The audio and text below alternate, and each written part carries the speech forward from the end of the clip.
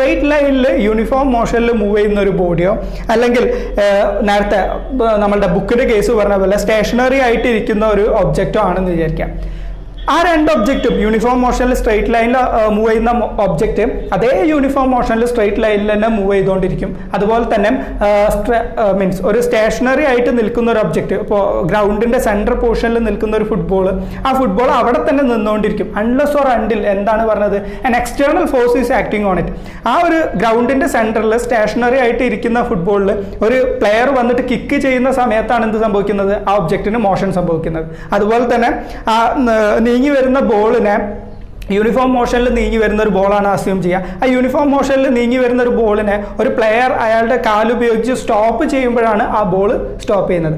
ഈ രണ്ട് കേസിലും എക്സ്റ്റേണൽ ഫോഴ്സ് നമ്മൾ അപ്ലൈ ചെയ്തിട്ടുണ്ട്. നീങ്ങി യൂണിഫോം മോഷനിൽ വരുന്ന ഒരു ബോളിനെ നിർത്താൻ വേണ്ടിയിട്ട് അതിൻ്റെ ഓപ്പോസിറ്റ് ഡയറക്ഷനിൽ ഒരു ഫോഴ്സ് ഈ ഒരു പെർട്ടിക്കുലർ പ്ലെയർ ആക്ട് ചെയ്തിട്ടുണ്ട്. അതുപോലെ തന്നെ ഗ്രൗണ്ടിൻ്റെ സെൻറ്ററിൽ സ്റ്റേഷനറി ആയിട്ട് ഇരിക്കുന്ന ഒബ്ജക്റ്റിൽ എന്ത് ചെയ്തിട്ടുണ്ട്, പ്ലെയർ ഓടി വന്നിട്ട് കിക്ക് ചെയ്തിട്ടുണ്ട്. കിക്ക് ചെയ്യുമ്പോഴാണ് ആ ബോൾ കേവ് എടുത്തിട്ട് മറ്റൊരു സ്ഥലത്തേക്ക് പോയിട്ടുള്ളത്. അപ്പോൾ അതിന് രണ്ട് കേസിലും ഒരു കാര്യമുണ്ട്, എക്സ്റ്റേണൽ ഫോഴ്സ് അപ്ലൈ ചെയ്തിട്ടുണ്ട്. ബോൾ നിർത്താനും അതുപോലെ യൂണിഫോം മോഷനിൽ മൂവ് ചെയ്തുകൊണ്ടിരിക്കുന്ന ഒരു ബോളിനെ നിർത്താനും അതേപോലെ തന്നെ സ്റ്റേഷനറി ആയിട്ടുള്ള ഒരു ബോളിനെ മുന്നോട്ട് നീക്കാനും എന്താണ് എക്സ്റ്റേണൽ ഫോഴ്സ് ആക്ട് ചെയ്തിട്ടുണ്ട്. അതാണ് ന്യൂട്ടൻ്റെ ഒന്നാം ചലന നിയമം, the first law of motion പറയുന്നത്.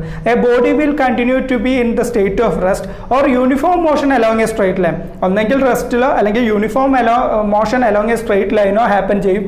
ഏതൊരു unless or until an external force is acting on it.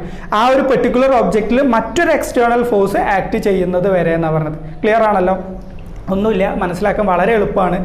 നേരത്തെ പറഞ്ഞതുപോലെ സ്ട്രെയിറ്റ് ലൈനിൽ യൂണിഫോം മോഷനിൽ സഞ്ചരിച്ചു കൊണ്ടിരിക്കുന്ന ഒരു ബോളാണെങ്കിൽ ആ ബോൾ അങ്ങനെ തന്നെ മൂവ് ചെയ്തുകൊണ്ടിരിക്കും അൺലെസ് ഓർ അണ്ടിൽ എന്താണ് മറ്റൊരാൾ ഒന്നെങ്കിൽ ആ ബോൾ സ്റ്റോപ്പ് ചെയ്യുകയോ അല്ലെങ്കിൽ ആ ബോളിൻ്റെ ഡയറക്ഷൻ മാറ്റി വിടുകയോ ചെയ്യുന്നത് വരെ. അപ്പോൾ ആ മറ്റൊരാൾ ആ ബോളിലേക്ക് മറ്റൊരു ഫോഴ്സ് വേറൊരു ഡയറക്ഷനിൽ ആക്ട് ചെയ്യുക എന്ന് പറഞ്ഞാൽ അതെന്താണ് ആക്ച്വലി അതൊരു എക്സ്റ്റേണൽ ഫോഴ്സാണ്. Okay, case 1. കേസ് 2 എന്താ പറഞ്ഞത്, സ്റ്റേഷനറി ആയിട്ടിരിക്കുന്ന ഒരു ഒബ്ജക്റ്റ്, സ്റ്റേഷനറി ആയിട്ടിരിക്കുന്ന ഒബ്ജക്റ്റ് അവിടെ സ്റ്റേഷനറി ആയിട്ട് തന്നെ ഇരിക്കും അൺലെസ് ഓർ അണ്ടിൽ. അതായത് ആ ബുക്ക് ആ ടേബിളിൻ്റെ പുറത്ത് സ്റ്റേഷനറി ആയിട്ട് തന്നെ ഇരിക്കും അൺലെസ് ഓർ അണ്ടിൽ. എപ്പോൾ വരെ നമ്മൾ ആ ബുക്കിലേക്ക് ഒരു പുഷ് കൊടുക്കുന്നത് വരെ അല്ലെങ്കിൽ നമ്മൾ ആ ബുക്കിനെ പുള്ള് ചെയ്യുന്നത് വരെ എന്ത് സംഭവിക്കും, ആ ബുക്ക് സ്റ്റേഷനറി ആയിട്ട് തന്നെ ഇരിക്കും. ഇതാണ് ന്യൂട്ടൻ്റെ ഒന്നാം ചലന നിയമം പറഞ്ഞത്. ആ object uniform motion along a straight ലൈനോ അല്ലെങ്കിൽ സ്റ്റേഷനറി ആയിട്ട് നിൽക്കും unless or until an external force is acting on it. ഒരു എക്സ്റ്റേണൽ ഫോഴ്സ് നമ്മൾ കൃത്യമായിട്ട് ആ ഒബ്ജക്റ്റിൽ ആക്ട് ചെയ്യുന്നത് വരെ എന്നാണ്. ക്ലിയർ ആണല്ലോ?